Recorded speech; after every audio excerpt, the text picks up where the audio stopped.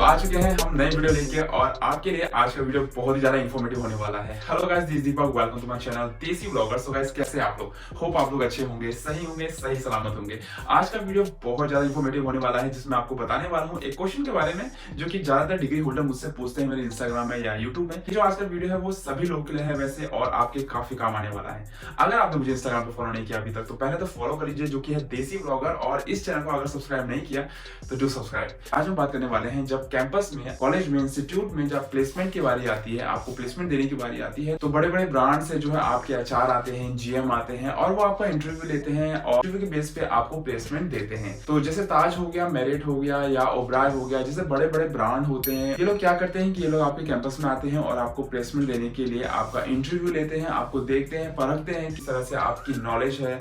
तो सब कुछ देखने के बाद आपको वो अच्छे ब्रांड में, अच्छे 5 स्टार होटल में प्लेसमेंट देते हैं। तो आज मैं इसी टॉपिक पे आपको बताने वाला हूँ कि किस तरह से आपको तैयारी करनी चाहिए जब आपकी प्लेसमेंट की बारी आती है, जब आपका अच्छा इंटरव्यू ले रहा होता है, तो आपको क्या क्या, किन बातों का ध्यान रखना चाहिए। और इस वीडियो के लास्ट में मैं आपको बता दूं कि कुछ ऐसे पॉइंट मैं आपको बताने वाला हूँ, कुछ टिप्स देने वाला हूँ, जो कि जब भी आपका इंटरव्यू हो या प्लेसमेंट की बारी आए तो उन टिप्स को ध्यान में रखना बहुत जरूरी है। तो चलिए इस वीडियो को शुरू से लेकर लास्ट तक जरूर देखिए और शुरू करते हैं इस वीडियो को। इसमें 3 राउंड होते हैं जब भी आपकी प्लेसमेंट की बारी आती है। आपको बताया जाता है ऑर्गेनाइजेशन के बारे में, कौन आपका इंटरव्यू लेने के लिए आने वाला है, आपको ब्रीफ किया जाता है और होल प्रोसेस के बारे में बताया जाता है कि कितने राउंड होंगे, क्या क्या आपका इंटरव्यू लिया जाएगा और किस तरह के क्वेश्चन आपसे पूछे जा सकते हैं। बात करते हैं पहले राउंड की। पहले राउंड में आपका जनरल इंट्रोडक्शन होता है, इसको कहा जाता है ग्रुप डिस्कशन। पढ़ाने की जरूरत नहीं है, इसमें सिर्फ आपको आपके बारे में पूछा जाता है, इंट्रोड्यूस योरसेल्फ। इसमें देखा जाता है कि आप अपने आप को किस तरह से प्रेजेंट करते हैं। जो आपके सामने आपके सीनियर्स बैठे रहते हैं, जो मैनेजमेंट के लोग बैठे रहते हैं और आपके जो साथी बैठे रहते हैं, उनके सामने आप अपने आप को किस तरह से प्रेजेंट करते हैं। तो ये आपके ग्रुप 1 में जो आपका ग्रुप डिस्कशन है उसमें देखा जाता है। दूसरा राउंड होता है एचआर इंटरव्यू। पहले राउंड के बाद जब आपका ग्रुप डिस्कशन फ्री हो जाता है, फिनिश हो जाता है, तो उसके बाद आपसे एचआर आपकी सीवी मांगता है। अगर आप उसमें सेलेक्ट होते हैं, कुछ लोगों को सेलेक्ट किया जाता है और उन लोगों से एचआर जो है उनकी सीवी मांगते हैं। सीवी मांगने के बाद एचआर आपसे एक एक करके आपको बुलाता है और आपका इंटरव्यू लेता है। एचआर मैनेजर उसके बाद आपको एक एक करके बुलाता है और उसके बाद आपसे जनरल नॉलेज के बारे में पूछता है। आपका कॉन्फिडेंस देख के आपसे उस तरह के क्वेश्चन पूछे जाते हैं।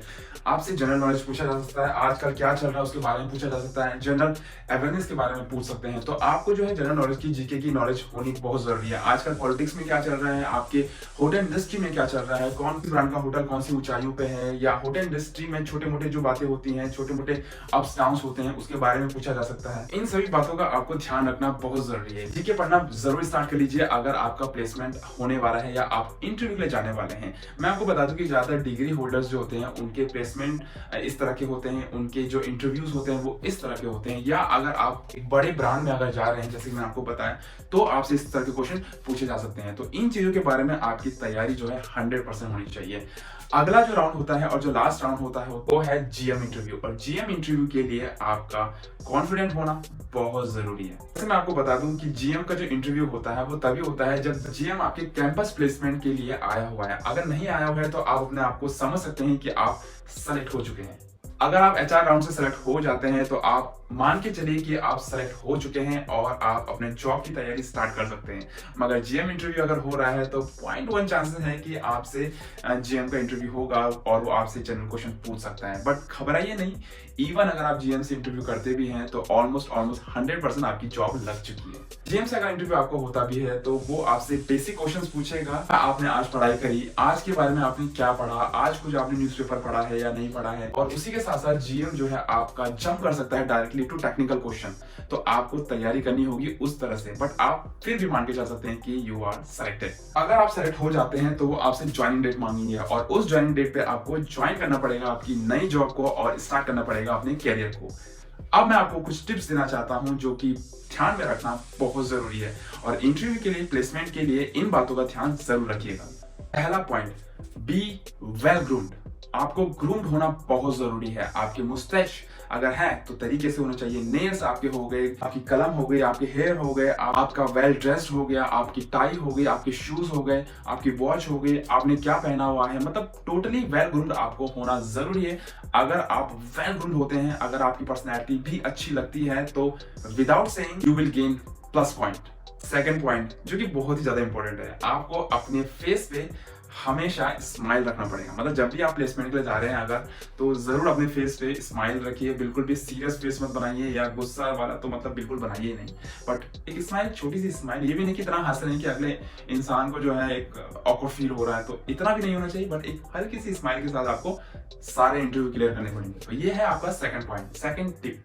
तीसरा पॉइंट है, जब आप अपने आप को इंट्रोड्यूस कर रहे हैं, अपने बारे में बताइए, अपना नाम बताइए, अपने कॉलेज का नाम बताइए, आपका इंटरेस्ट किसमें है वो बताइए। मगर ये नहीं कि आप अपना घर बता रहे हैं, अपना होम टाउन बता रहे हैं, अपने पापा के बारे में बता रहे हैं, अपने भाई बहनों के बारे में बता रहे हैं। ये चीज बताने की जरूरत नहीं है। अगर उनको लगेगा तो वो अपने आप से आपसे पूछेंगे आपकी फैमिली के बारे में। अगर उनको फील हुआ कि हाँ उनको पूछना चाहिए फैमिली के बैकग्राउंड के बारे में, तो वो अपने आप से पूछेंगे। चौथा पॉइंट छोटा सा है, अगर आप अपना रिज्यूमे ले जाते हैं तो ये नहीं कि बहुत ही महंगी फाइल के अंदर आपने घुसाया हुआ है या प्लास्टिक वाली जो फाइल आती है उसके अंदर डाला हुआ है।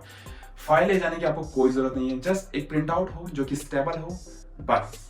उनको बिल्कुल भी फाइल कलेक्ट करने का शौक नहीं होता, तो कोशिश करिए कि फाइल वगैरह कुछ भी ना हो, एक नॉर्मल सा प्रिंट आउट आपने निकाला हो जो कि स्टेबल हो। बात आती है जीके की, जैसे कि मैंने आपको बोला, तो जीके के बारे में पढ़ के जरूर जाइए, क्योंकि जीके के बारे में आपसे कुछ ना कुछ क्वेश्चन तो जरूर पूछा जा सकता है। आपके कंट्री के बारे में हो गया, आपकी करेंसी के बारे में हो गया, आपके पॉलिटिक्स के बारे में, आपके नेता होते हैं उनके बारे में पूछ सकते हैं, आजकल क्या चल रहा है इंडिया में उसके बारे में पूछ सकते हैं। तो जरूर ध्यान रखिए जीके का।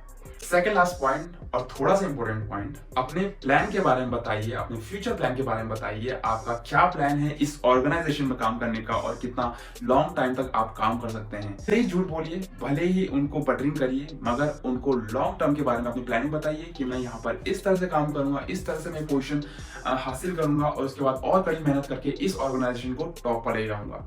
भले ही आप 2 साल में छोड़ दो, 5 साल में छोड़ दो, बट उस समय आपको कुछ इस तरह से आपको उनको बताना पड़ेगा कि हाँ आप लॉन्ग टाइम तक उनके ऑर्गेनाइजेशन में काम करने वाले हैं। 7वां point, be honest, be confident, be clear. अपने एरिया ऑफ इंटरेस्ट पर स्टिक रहिए। बिल्कुल भी ये नहीं कि मुझे खाना बनाना पसंद है और थोड़ी देर के बाद आप बोल रहे हैं कि मुझे घूमना भी पसंद है और फिर थोड़ी देर के बाद आप बोल रहे हैं कि मुझे ड्राइंग करना भी बहुत पसंद है। एरिया ऑफ इंटरेस्ट आपका जो भी होगा आपकी जॉब में, उस पे स्टिक रहिए। क्योंकि अगर आपने बोल दिया मुझे फूड पसंद है, खाना बनाना पसंद है, सेम टाइम पे आपने बोला मेरी पर्सनैलिटी अच्छी है, मुझे इंग्लिश भी अच्छी आती है और मैं फ्रंट ऑफिस में भी जा सकता हूँ आई थिंक, तो ऐसे मत करिए। एक अपना इंटरेस्ट रखिए, एयर ऑफ इंटरेस्ट, और उस पर स्टिक रहिए, क्योंकि वो आपको डिपार्टमेंट चेंज करने के लिए भी बोल सकते हैं। क्या पता आपका इंटरव्यू इस तरह से हो, आपकी पर्सनालिटी इस तरह से हो कि उन्हें लगे कि नहीं आप फ्रंट ऑफिस के लिए बेस्ट हैं, उन्हें लगे कि आप वेटर के लिए बेस्ट हैं। तो एक एरिया ऑफ इंटरेस्ट रखिए और उसी पे बने रहिए। तो गाइस आज के लिए इतना नॉलेज बहुत है। होप आपको कुछ ना कुछ नॉलेज मिली होगी, कुछ ना कुछ आपको समझ आया होगा। अगर आपके पास कोई क्वेश्चन है, अगर आप कुछ और भी पूछना चाहते हैं तो जरूर मुझे पूछिए। आप मुझे इंस्टाग्राम पे फॉलो कर सकते हैं जो कि देसी blogger. You can comment down here also, मैं हर किसी का रिप्लाई करता हूँ। वैसे कमेंट में भी रिप्लाई कर देता हूँ, बट इंस्टाग्राम पे अगर आप करेंगे तो वहां मैं 100% आपको रिप्लाई करूंगा। आज का जो है वीडियो थोड़े से लेट आ रहे थे, बट अब 100% मेरी तरफ से होने वाला है। मैं रेगुलर होने वाला हूँ और आपके लिए बहुत सारे नॉलेज भरे वीडियो लाने वाला हूँ। बस ऐसे ही प्यार बनाते रहिए। हमारे 23K होने वाले हैं, शायद इस वीडियो तक हो भी जाए, और अब हम बढ़ रहे हैं 30K के लिए। इंस्टाग्राम पे हमारे 63,000 प्लस फॉलोअर्स हो चुके हैं, जो कि आप लोगों की प्यार की वजह से पूरा हुआ है। बस ऐसे ही बने रहिए, अपना प्यार बरसाते रहिए और इस वीडियो को शेयर करना भूलिएगा नहीं। इंस्टाग्राम पे मेरे अपडेट्स आते रहते हैं शेफ से रिलेटेड, अगर आपने नहीं देखे हैं तो वहां जाके जरूर देखिए। और मैं आपको बहुत सारे नॉलेज भरे वीडियोस लाने वाला हूं आपके लिए और आपको बहुत सारी नॉलेज देने वाला हूं। Hope you like this video, see you then, see in the next video, bye.